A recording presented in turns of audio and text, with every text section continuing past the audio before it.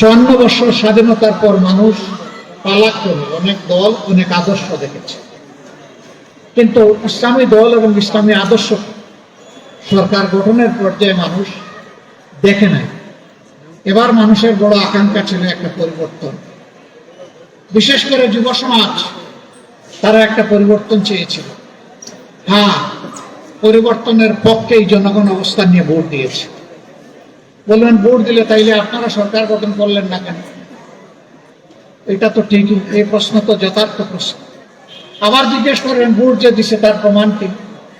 Vote দিছে তার প্রমাণ হলো আমরা জনগণকে বলেছিলাম আমরা সংস্কার চাই, আমরা নতুন বাংলাদেশ চাই, আমরা নতুন রাজনীতি চাই, আমরা পরিবর্তন চাই। এই চাইয়ের পক্ষে যারা আছেন তারা হা ভোট দিবেন।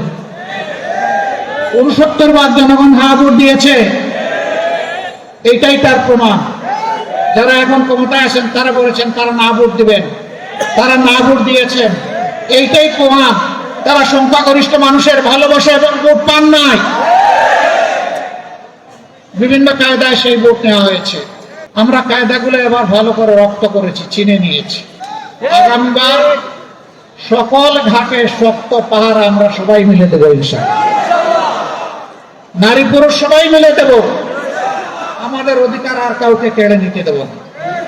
এবার প্রশ্ন করতে পারেন, আপনারা যদি তাই বিশ্বাস করেন তাহলে শপথ নিয়ে আপনারা আবার সংসদে গেলেন কেন?